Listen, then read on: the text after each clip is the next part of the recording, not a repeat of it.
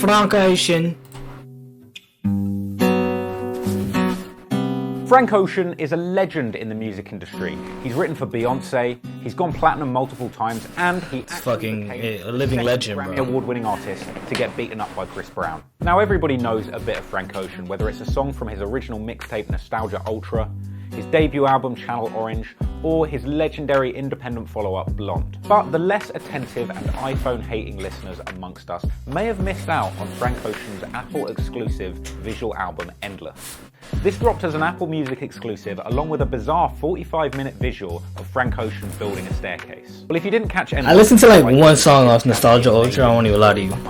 Where Frank Ocean has been reported to have pulled off I need to listen to it, to be honest. $1 million finesse that left the head of Universal Music Group fuming. It was A$AP Rocky that brought this story to the mainstream's attention with a 2018 interview with Angie Martinez. That man figured out how to finesse the record industry, and people don't talk about that.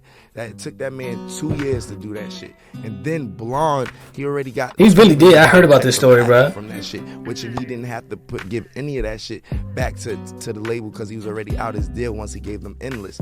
But the real story is so smart, bro. 2009. Frank was living in LA during his music career when he met and joined the hip-hop collective Odd Future Wolfgang Kill Them All.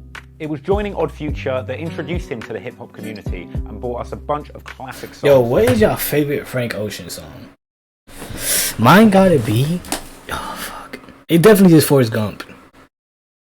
But songs that, like, hit me, boy. Like, touch me in my soul.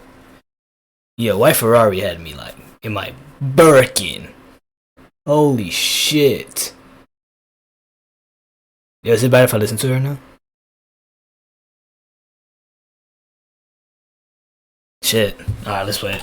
I gotta listen to it though. There's Analog 2, which is what a song, duet with Tyler the Creator and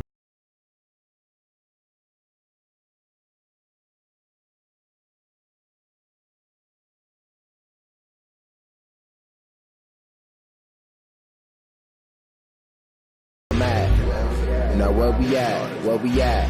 And of course She, where Frank discusses the troubles. This guitar, man, nice. Later on in 2009, Frank met legendary music producer Tricky Stewart. Tricky is a music industry hitmaker who's been responsible for some of the most successful and obnoxious songs of all time. Beyonce's Single Ladies, Rihanna's Umbrella, and of course the classic Justin Bieber Baby. Through working with Tricky, Frank was able to secure writing credits on songs with legendary artists such as Brandy, John Legend, and Beyonce, aka Jay-Z's bloody wife. It was around this time that Frank actually signed a deal with Def Jam, a deal that would later prove itself to be as tricky as the guy that got him into it. Frank later said that he felt neglected by Def Jam, that he didn't have a relationship with the label, and he basically felt like he'd just been signed and stored away. Tricky later said in an interview that in hindsight, the deal was a huge mistake, and he just couldn't get Def Jam to get behind Frank the way that Tricky was. It was in 2011 that Frank made the first in a long line of major finesses against his record label. Bro, after being I'm waiting on bro to drop, bro, but I don't know if he is again, to be honest. Blonde was, wow, top tier, bro. I really gotta see if he drop again, bro. Hope everything's good with him though. Inspired by Odd Future and their own genius approach at putting out their own mixtape and building a buzz completely independently, he decided to put together a little mixtape of his own. So at the start of 2011, Frank independently pushed out Nostalgia Ultra, which became a smash underground hit without any promotion. Suddenly, Def Jam are all interested in Mr. Ocean, so they decide to get behind the mixtape and release two of the songs as singles. Novocaine, which ends up charting at 82, and Swim Good, which I remember hearing that shit when I was It's at this point that Frank Ocean is contacted by everybody's favorite elevator punching bag Jay-Z and disgraced Maybach repairman Kanye West. Def Jam were toying around with the idea of packaging up Frank's mixtape Nostalgia Ultra as a commercial release, but this was eventually abandoned due to the fact it was littered with unclearable samples. Now Def Jam are convinced of Frank Ocean's ability. This is how Frank Ocean begin. So Frank immediately demands finesse a record label out of 20 mil control over his debut album, which he gets. He wrote all the songs in 3 weeks and came with that heat.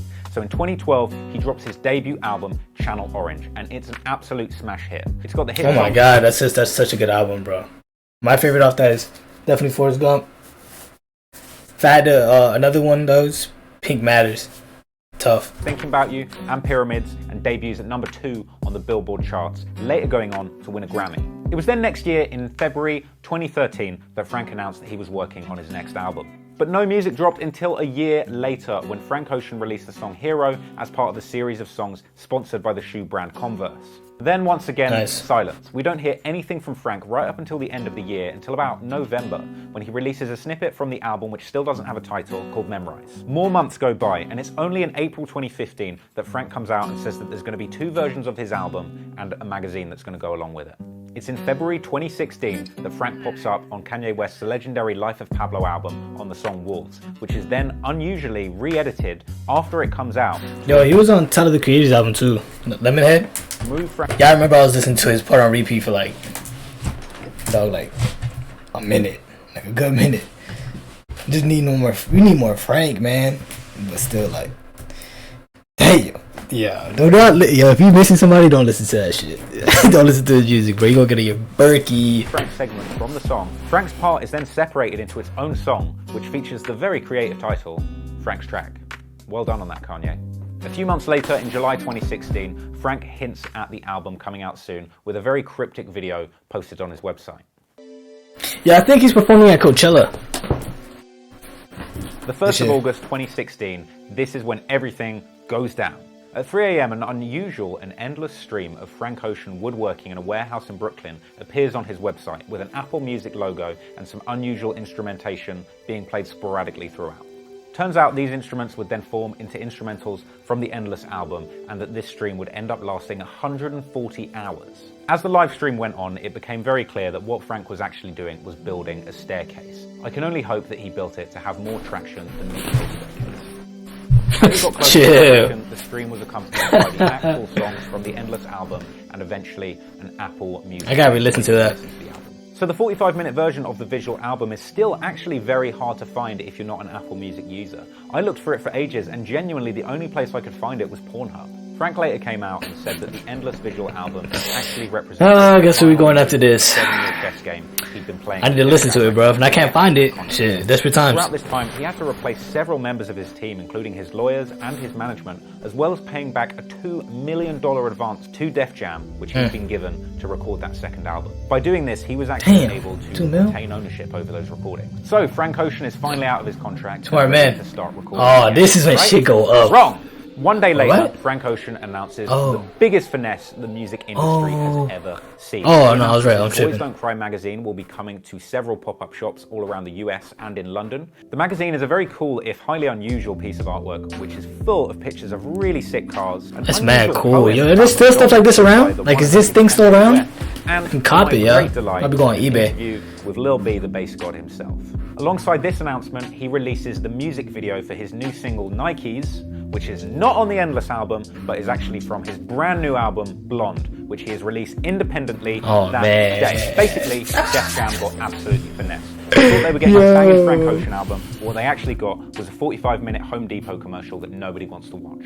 Basically, the entire Endless album was just one giant pretentious arrow pointing to Frank Ocean's real album. So Endless was a decoy album. Frank finessed his way out of that. Blonde was amazing. Keep the rights to the real album Blonde, drop it independently with Apple Music, and secure that bag for himself. Now, the album Blonde stormed the charts. It's rumored that in sales alone, the Blonde album netted about $2 million for Frank, whereas the Endless album netted a measly $157,000 for Def Jam. That's not even enough to buy a used Bentley truck. And that $2 million is just the tip of the iceberg. As it was mentioned at the start of this video, A$AP Rocky came out and said that Frank finessed Def Jam for $20 million.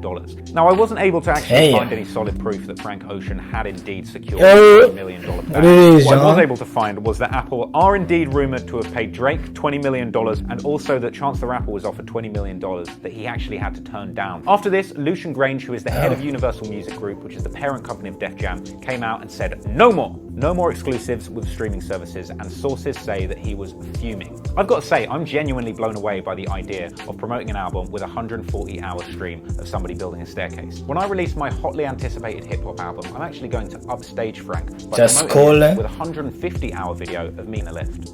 Just been calling. Stuck in this lift.